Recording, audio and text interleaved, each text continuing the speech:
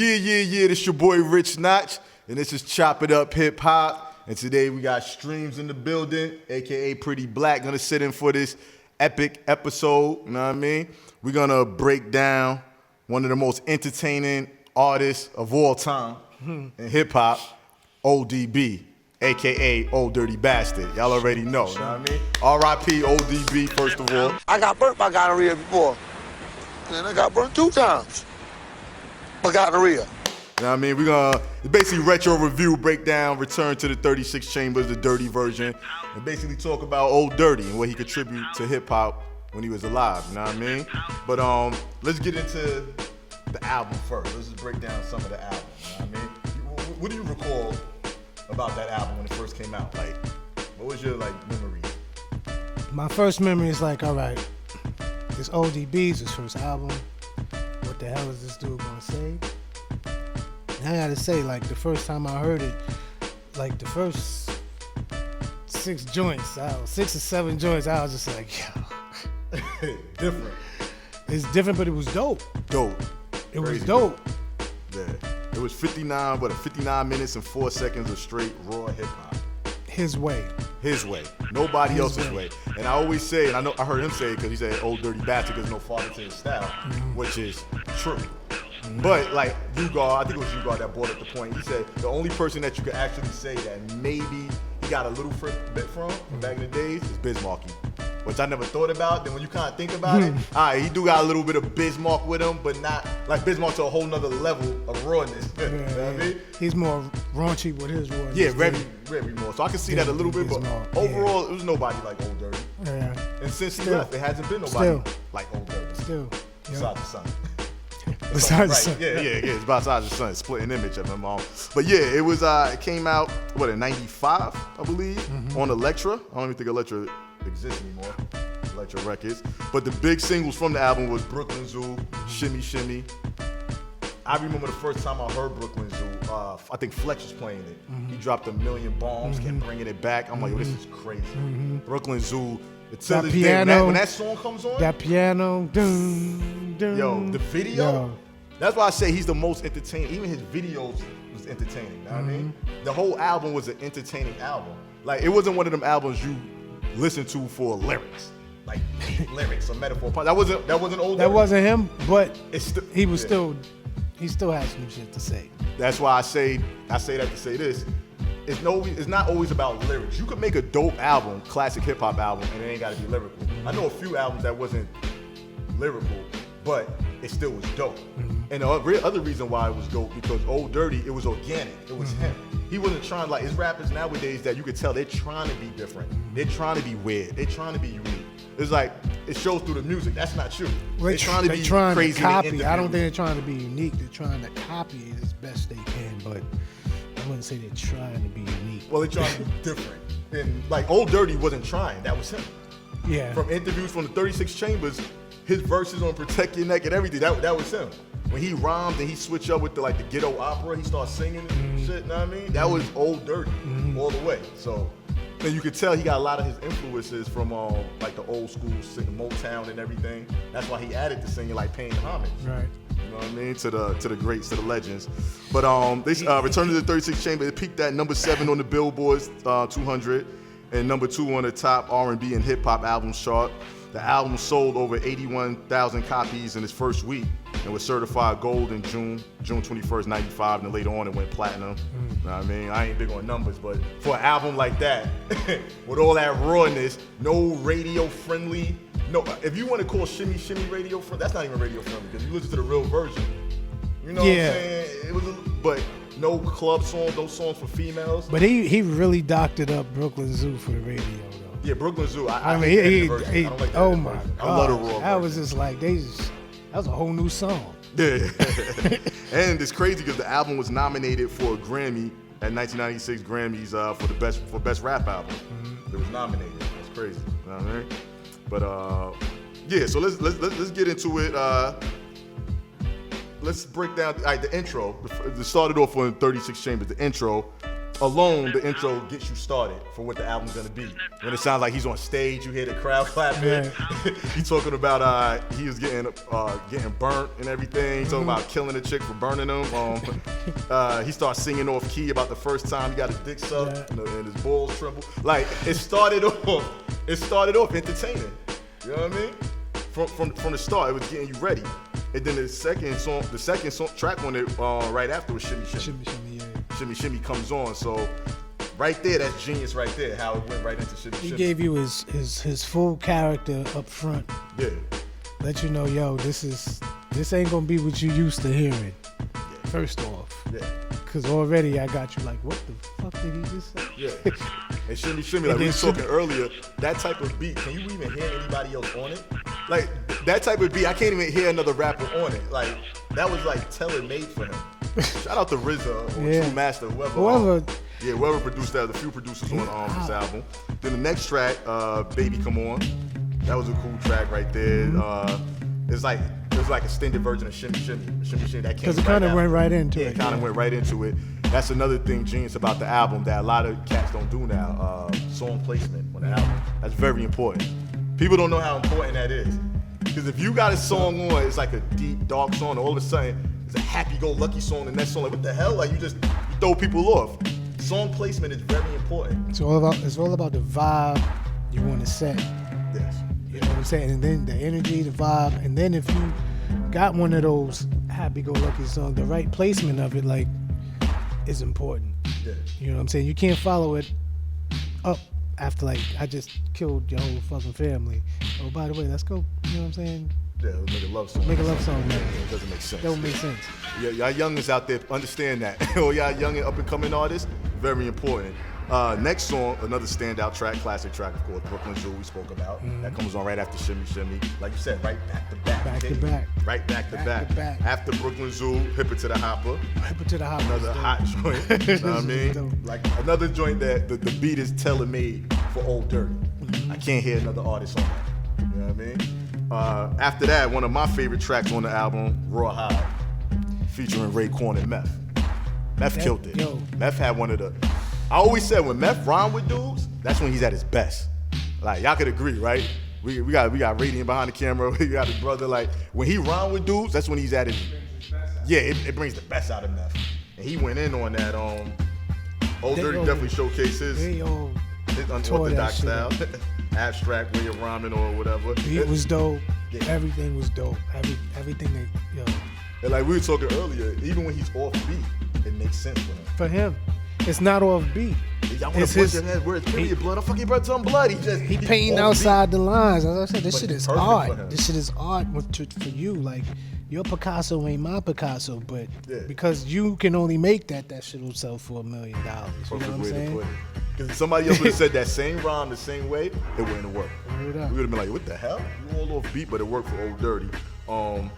Yeah, Meth said something about a wise man took one horse and made glue. Wicked woman putting period blood in stew. Don't that make the stew witches brew? I fear for the 85 that don't have a clue. How can he know what the fuck he never knew? God cipher define. Come and show him, come and, yo, Meth killed it. Yo, Meth killed it. Bars. Next song. Oh yeah, Ray did his thing on it too. But you see Meth and Ray, they stayed in They pocket. stay in pocket. And Old Dirty just did what he do. But yo, Yeah. this was a long ass album. What, 59 minutes and 4 seconds? Like, there's a lot of. They don't make albums like this. They don't make albums, period, now. It's like, Not to get off track. Nowadays, EPs are the new, that's the trend.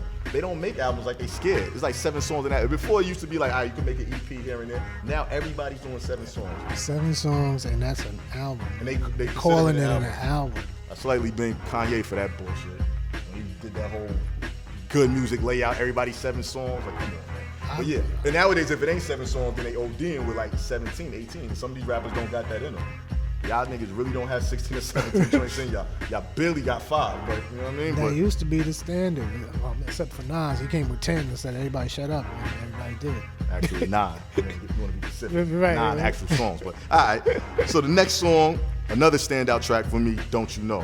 When he got on his storytelling style, the only way Old Dirty could do it, storytelling. He's talking about, it's classic. He's talking about being in school, the teacher. Don't try to use no hypnotic spell, be my assistant. Like, only Old Dirty could do a storytelling song like that. And you gotta hear that more than once, because Old Dirty will take you on trips like, wait, what? Yeah, he'll take you plenty of trips. Next song after that, The Stomp. I like that. Sound like some basement freestyle type shit. Yeah. Sound like some real basement. After that, number 10, Going Down. Sounds like a drunk freestyle. After that, a standout track for me, might not be for a lot of people, Drunk Game, Sweet Sugar Pie when he's singing. Sweet Sugar Nah, Pie? Sweet Sugar Pie. I don't Yo, like I that. love that joint. I don't like I that. love that. What? I listened again. I was like, wait, maybe I'm on some other shit. I love that joint. Listen Till this again, day. I'm like, First of all, you know why I like it too? Besides the fact I like the melody and everything, right? It's like an ill interlude. They put it as a song. they put it as a song. If it was an interlude, I could look at it differently. You put it as a song. Think about it, he's paying homage. That's why I said from the beginning, he grew up that Motown era. He can't sing, You pay but homage he in can. you pay homage in interludes. That's what interludes is for. Thank you, Father. Everybody did that 1,000 times. It's an interlude. But it's dope. It's still dope how he did it his way. That's just what My it is. oh my, then a little piano. First, yo, that joint. Thank you. You can relate. Since I was a kid. Maybe if I tried that, I might have a different. Look, there was songs I didn't like until I was in the club and the girl was dancing with me and the song dropped and she went crazy. Became my favorite song. So yeah, Something to it. I get Even it. when he did it on his second album, again paying homage with the Nigga Please album. That was his second album when the song Good Morning featuring Little Mo. He had her singing Good Morning. He doing the harmonies in the back. Only Old Dirty could do that. And then Biggie took a piece of that because when Biggie did Life After Death, Play a Hater. That's basically something Old Dirty would have did. Yeah. He made it a song. That was a song. He was singing on it. He ain't rap. No, but that was actually a remake of an actual song. So He just changed it to Play a Hater. I mean, Sweet Sugar Pie wasn't a remake? I don't know. I think that was an actual song back in the days he redid.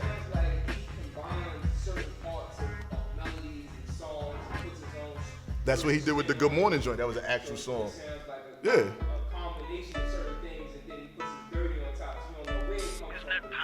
And I love when Big we did it. I know love where when it he come did the from. Play a It Hater ain't like joint he did just to this. sing it. We know where it come from. It ain't like he did this shit sober. So, fuck we fooling. Listen, I love that joint, but all right. Next joint was another standout track, Snakes, featuring Killer Priest, RZA. I think RZA had the best verse on there. Master Killer, Buddha Monk. I just love that snake feel. Like I said, it had that grimy basement feel to it. A lot of songs had that feel like it wasn't even mastered. It was just I got that in my notes right here. like the shit You wasn't heard the even same thing I mastered. heard, which I love. It's like Yeah, it it was wasn't raw. clean. Like this basement, whole lot. Exactly. Like This what made sometimes us dope. certain songs and certain artists they call for that dirtiness, that basement. Like everything don't have to be squeaky clean. Certain rappers, everything got to be squeaky clean, perfect, every niche, which is cool for them. But I like that feel sometimes, that grimy feel.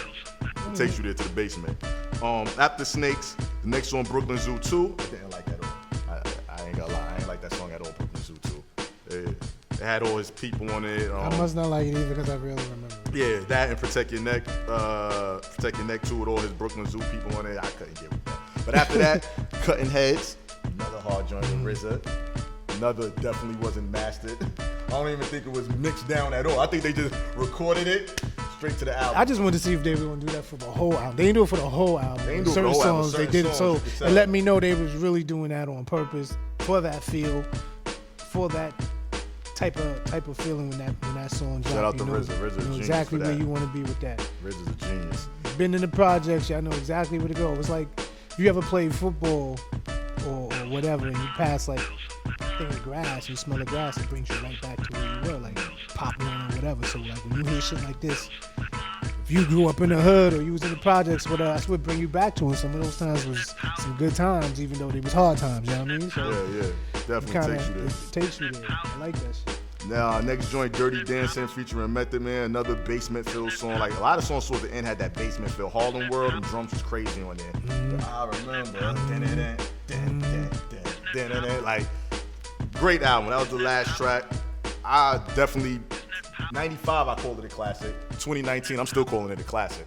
There's no denying And it. I was debating that on the way in, like, can we call it a classic? And it's fucking close, if not yes. Oh, yeah. Definitely. Like, Because that was his own lane. Nobody was doing it. He killed it. He featured on a million people's shit, singing, making hits, platinum hits with Mariah. You know what I'm saying? Oh, SWV when they was popping. We'll get into all that because I got the good leeway. Piggyback off that, your favorite Old Dirty features, like outside of Wu-Tang, outside of the camp, outside of with other artists. I got my 7. I'm gonna say off the top real quick was Fantasy Remix with Mariah, on Mariah album '95. Like Old Dirty on that, you wouldn't even expect on that. Killed it. You know what I mean? It's go ahead, In the video, classic. Just bring back such good memories. I got another one that a lot of people might not actually know about, and they had a video for it, but I'm such a hip hop head. Show and Prove with Big Daddy Kane, Scoop Lover, Source Money, Shaheem. You remember it? You remember that? With Shaheem, Big Daddy Kane, Scoop Lover, Old Dirty Jay-Z. They had a video, yeah. That was '93. They had a video for that. Like, that's crazy. That whole combination right there, that lineup is crazy.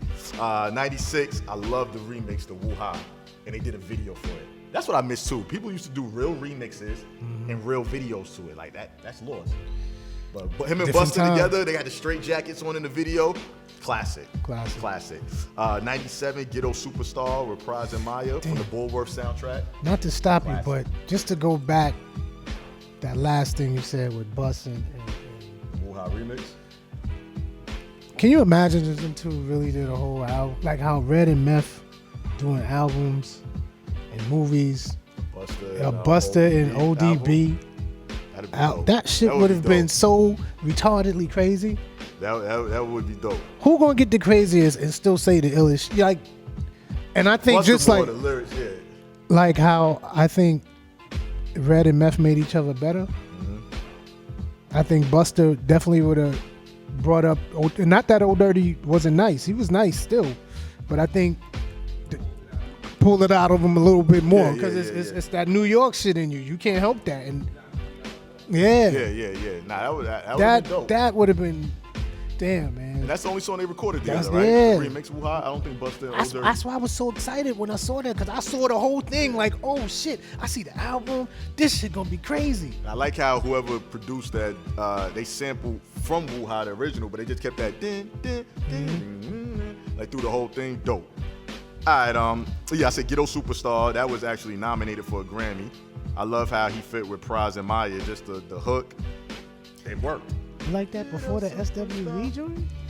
What SWV joint? You talk about Old Dirty. You talk about what, Meth in them? Yeah.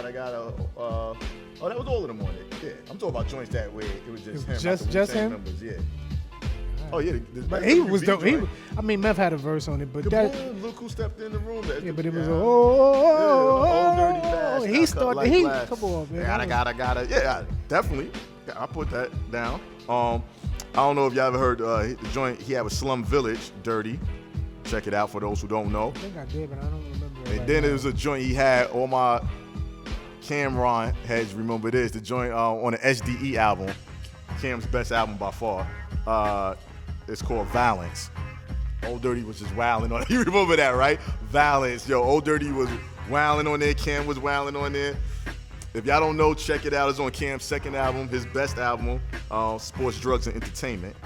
But yeah, that's the 7 joints like ODB, the features that I really was feeling in, like that's not affiliated with Wu, like outside of the Wu camp. You know what I mean? And shout out real quick, I want to bring out the producers from the 36 Chambers because they geniuses. It was primarily produced by RZA, but also it had production by Old Dirty too. He did some of the production. True Master and Fourth Disciple. You know what I mean? And they laced him. They laced him. All them beats was perfectly made for Old Dirty. You know what I mean? And that was the second solo album to come out the Wu-Tang. It was Meth first to Cal, and then ODB. You know what I mean? Return to the 36. So it was just dope, man. And then he had the ill AKAs. Like they said, Wu was like really the first to start that. Everybody bit off them. People bit a lot of stuff off Wu. Like they started a lot of shit in hip hop, but he was also known as, besides ODB, Unique A-Song, Dirt McGirt, Dirt Dog, Osiris, Big Baby Jesus, and of course just Dirty. You know what I mean? Yeah, crazy AKAs.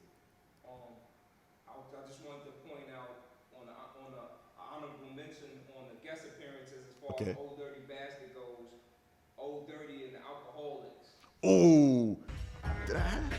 Oh, I had it right here too. I skipped it. Hip Hop Drunkies, the Alcoholics, Liquidation album. When you remember that? Yo, right, right, like Me and you in the same spot. Like, I don't yo, remember me that. and this dude. It's really important too because they was from the West Coast and that was right at the tail end of that. Yeah, '97. It was right after all that drama. Good thing, yeah. I had it in my notes, but I just definitely overlooked it. Hip Hop Drunkies. That joint was dope. With the Wild Wild West beat, yo, the Alcoholics, yo, check it out. All those who don't know about it, check it out. You won't be disappointed. Yeah, like Old Dirty was just, like I said, a unique artist in his own way, and wish we could have had him longer, but you know, things happen. His effect is still in effect, like right now. Yeah. Which is crazy. I show you how strong that the Wu-Tang Clan is strong. Yeah. He was born November 15th, 1968. Passed away November 13th, 2004. Damn, was that long ago? 2004, age 35. 2 days before his birthday. Crazy. Crazy. I think I That's sad. saw him either it was a week or a month before that. He was at I was at the Black Expo. I was actually at a booth with one of my homeboys. He was, had his business going, so I was helping him out. Mad people coming back and forth or whatever. And you see this dude walking with like two other bigger dudes, like guards or whatever. I'm looking in the middle. This dude is huge, like not diesel huge, but just fat huge. Like he was huge, and I'm looking. I'm like, damn, this dude can barely walk. You Old Dirty? I look in his That probably face, later on. and his face really didn't. Even though he got fat in the face, you could still see that was Old Dirty. And I was like, "Yo, what up, Dirty?" So, son, kept it moving or whatever. And then I hear, I don't know if it was a week or a month. I know it was like real soon, right after I just saw him. They said he passed. And I was like, "Damn, yo, he was huge." Stephen Mills was there too. Cause you know, usually when they start like doing rehabilitation, where he got out, whatever, he got big. When he got out, he blew Yeah, up. he blew you know what I mean? up. And then he got down with Rockefeller, which I'm not gonna really get into that because I could go in on that. That didn't make no sense. That whole Rockefeller, Dame Dash, Old Dirty, that shit ain't make no sense. The music ain't sound good. It just wasn't a fit. Like Old Dirty with Rockefeller did not fit. With Dame Dash beats, it just didn't work. The music I heard, like, come on. It didn't work. Like I said, Well, RZA, the pitch was, Huh? come Rockefeller's like Brooklyn for him. You know what I'm saying? yeah, Rockefeller's popping and they cut that Yeah. check. They said in the documentary, they was cutting that big check, which he needed. That's all it was. It was all about money. It didn't work. It wasn't cohesive, none of that. It just was a check. That's all it was. But From my understanding, they were just gonna work that check out. I'm sorry. Oh, from my understanding, just was gonna work that check out, put out a little music, and go back to yeah. To get back home to what it's supposed to be, yeah. From my understanding. And like even the Nigga Please album, it wasn't as good as the first album, but it still had joints on there. Like, know what I mean? Like Pharrell, RZA, it was a couple of people like the Recognized track featuring Chris Rock. That was my joint. It was cool, Got Your Money featuring Khalees. It was cool. It wasn't no 36. but what would the conversation have been if he had some True Masters, some RZA? Yeah, he only had one RZA track on there. That joint was a dope track. You know, he really was in there locked in doing The Nigga Please track was RZA, yeah. conversation of that. It would have been different, but they was going through whatever they was going through. And remember the story where he helped the girl that got hit by the car, him and another dude lift up the car and everything? Oh yeah. And they say he yeah, went to the yeah. hospital under a different name and everything because he ain't want Nobody know. no fame behind that. Like, you got to respect that. Like, he went to check up on her afterwards and everything until the media caught a hold of him and he stopped coming to the hospital after that. But they say he was a real generous dude. Like, I know people that met him in the hood. He give money to the young dudes, whatever. He was a good dude Wu-Tang is for the for children. the children. You heard what he said. You heard what You know, he said? Puffy is good and everything, but and they should have won that year. I'm sorry. No Way Out album was dope, but Wu-Tang was killing it without doing what was popular then. The whole shiny suits, the '80s tracks and stuff like that. They was killing it. Sometimes, in my opinion, sometimes Yeah. when you're too futuristic, the people around you don't care. They not ready. But down the line, the people really digging your stuff. Yeah. You know, They reaping right now. Yeah. They reaping right now for it. Know what I mean? And yeah, before we wrap up this Old Dirty, is another thing. This right here is one of the dopest album covers. You zoom in, you get this. This is one of the dopest album covers ever. That's another thing that's lost in hip hop. Dudes don't make classic album covers no more. Dudes' album covers be trash. Besides the music and their videos, be trash. Like Old Dirty videos used to be something to watch. You know what I mean? Like this album cover right here, they said this was his idea, all his idea, not the label, not nobody else. They said he came with this. This is how he wanted his album cover to be. You know what I mean? Shout out to Supreme for doing it, or even making this hat, you know what I mean? But I had to cop. But the album cover is classic. The album's classic. The youth of today, I don't know if they would get it. Some of the youth, especially if they wasn't raised by hip-hop uncles or fathers or mothers, they might not understand the magnitude of Return to the 36 Chambers, but... Oh yeah, it's no more. Yeah, food stamps don't even. Yeah, that's crazy. Yeah, so they'll be like, "What the hell is that?" I don't get it. You know what I mean? They can afford video games to stay inside too. Yeah, they want to play They video go games. outside and play no more. The video games. That was another thing about ODB too, is that he represented that group of people. And he represented it well. He spoke to so many groups. He spoke to, when he dropped his music, he spoke to as soon as his music came on, the B-boys felt it, the lyricists felt it, the people from the hoods felt it, the babies felt it. So he touched so many groups at once. Yeah. Just being himself. Yeah. Which a lot of artists can't do. Yeah. Even if they try. Yeah. It's that character. He created his character, and the character did everything else. So he just played the part of it. That's all. As I always say, we love lyricists, we love bars. We grew up in that era, 90s and everything, bars. But it's definitely, if you're an artist, like an entertainer, you can make an album, you can put forth a quality product, and it ain't always got to be about bars per se. Because, like I said, he did it, and it's a classic until this day. Nori did it with the NORE album, classic.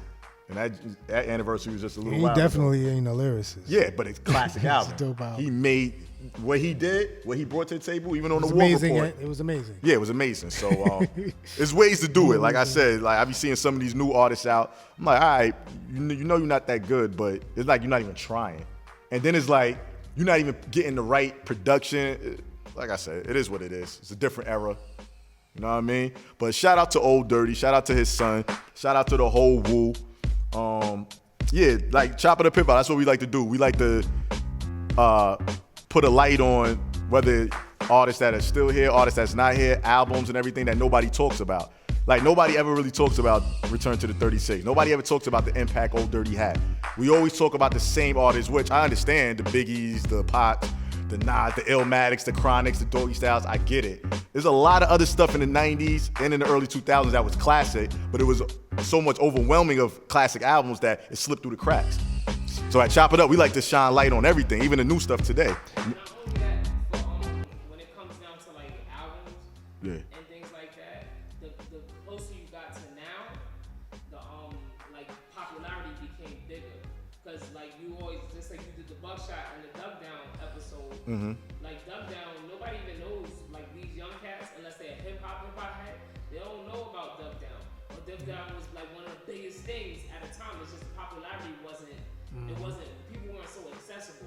So by the time it got to Biggie, it started to really get accessible. Yeah. So now, now like it could be an artist and they can come out with one song and they universally renowned, where these guys have whole catalogs. Yeah. They have whole camps, Yeah, and people don't even know about them. that's true. There was another shift that happened. That when ODB and them was doing it, they didn't have all of the different types of people that listen to hip hop.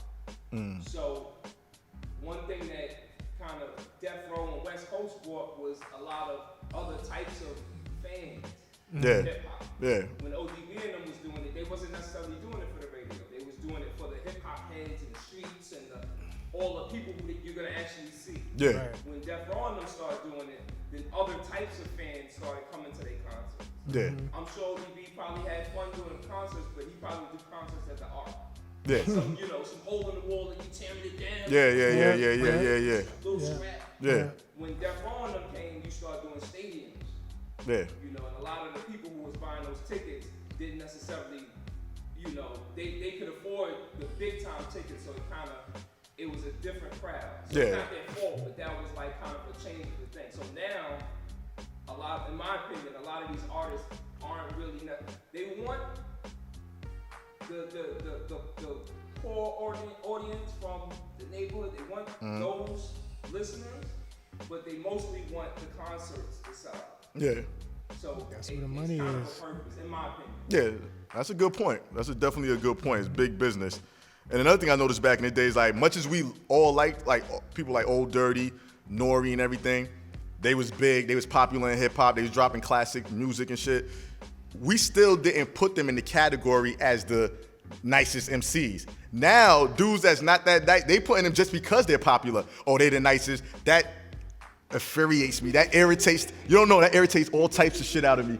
Like, that pisses me off because we knew, even when Biz Markie was popping, they never put Biz Markie in the same category as Rakim, Kane, G-Rap.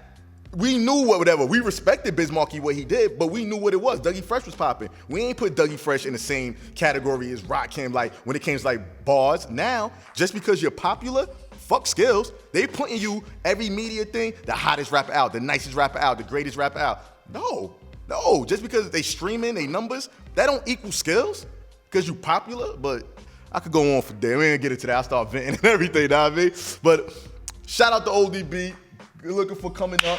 Shop It Up Hip Hop. We got a lot of new stuff coming. We're going to try to drop a video at the end of every month at the Chop Shop here, you know what I mean? We got Master Radiant behind the camera, you know what I mean? Doing what he do.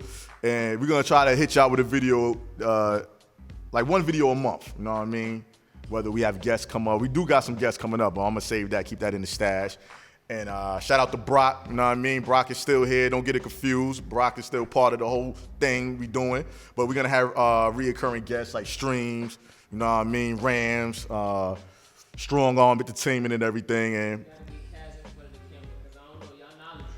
yeah, he a hip, yo, this dude, there's not a lot of dudes that, I could hit him with some, off camera, me and this dude be having conversation. I'm like, he know this? Not even hip hop heads know this song or know this artist. He remember. That's crazy. He impressed me today, just now. Nah, this dude, we always had these conversations. Like, besides you, Brock, my man Styles, it's like that know it like that. Like, y'all hip hop heads, radio streams, but yeah. Nah,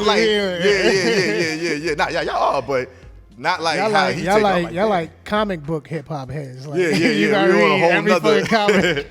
We on a whole nother level. Word, but yeah, man, and like I said, once a month we gotta drop that. Every Tuesday night at 9, we going live on IG. That's just so the people could get involved and whatever happened current in hip hop right there. You could discuss it with me. Streams, you're gonna be there most of the time, probably all the time. And we're gonna do every Tuesday night at 9 IG live. Once a month we're gonna drop a video. Me and Brock gonna still hit y'all with the audio here and there, you know what I mean? And a big episode we're gonna have coming up. We're gonna have a roundtable discussion for this. Is what is it? We're gonna call it probably Catalog Kings. That's gonna be the name of the episode. And I want Streams here. Ram's gonna be here. I'm gonna try to get Jiggy June here. Brock, you gonna be here for this one? I don't care. I don't want to hear Why nothing. you always say his name like that? Yeah, Brock. Yeah, Brock. You know say what I it mean? just Brock like the dude Landis, from WWE. Yeah.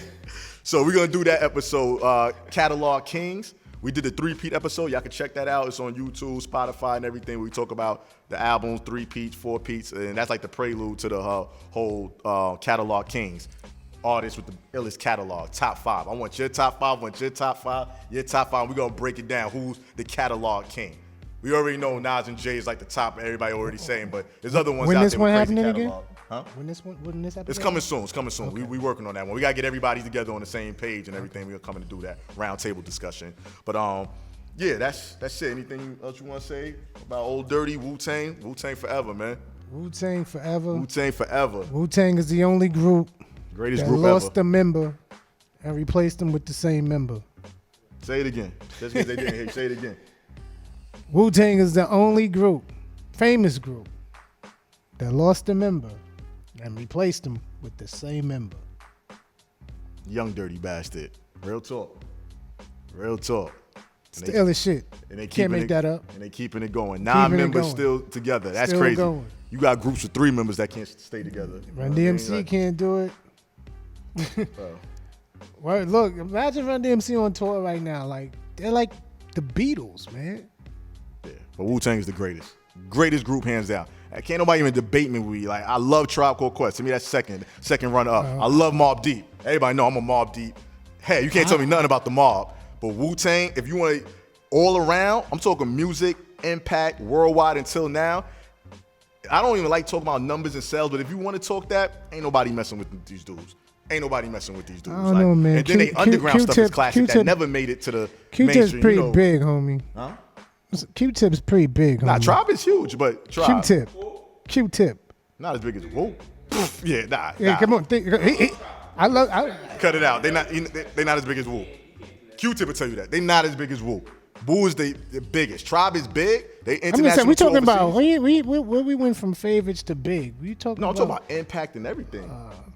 I'm talking about music and impact. The whole spectrum. Music and the whole impact. spectrum. Nobody could touch Wu. Yeah, they did something different. They marketed a whole Japanese type of kung fu at the same time, connecting it with hip hop, and it didn't just hit with black kids. It hit with the Oriental kids. Like, what is this about? Right? London. And they love rap anyway. Go to Africa. So imagine that. That W, that symbol. That's and the samples they had in the music, like especially in Japan. You know how big hip hop is in Japan. A lot of that shit was kung fu, like in Japan. Like them niggas was probably going crazy. Like I say, Wu is so dope because a lot of people never heard. I know you did the underground stuff that didn't make the cut. That I used to have a shoe boxes full of mixtapes. I had it all, and songs that didn't make the cut from the Wu that was fire. Yo, forget about it. That's why they the greatest. Like. And another thing too is that the Wu fans are so passionate about the Wu. If you was at a Wu concert and you was to talk negative about them, they'll probably beat you up. You won't make it out of there. You're not making it out of there. There was Like a clip at a Ghostface concert, somebody was acting silly, and they started roughing the guy up. Yeah, they got some. Yo, who goes to a concert to make fun of the dude they came to see? Like, moron, idiot, certified idiot. But all right, so probably his initiation into something. Go in there and get your ass fucked up. Say something stupid. And see if you come back. Make it, you're in. So until next time, everybody check out YouTube, Spotify, Google Play, iTunes, Stitcher app, Arts and Rhymes app. Check out that. Probably missing something, but you can find Chop It Up Hip Hop everywhere. We going harder this year. The third year. This is third year in. We about to go retarded, stupid. Like y'all gonna see. I'm everywhere. We about to take it to the streets everywhere. Video, the content, the quality. We about to step it up a notch on y'all. But until next time, like we always say, stay fit and keep it hip hop. Chop, chop, salute.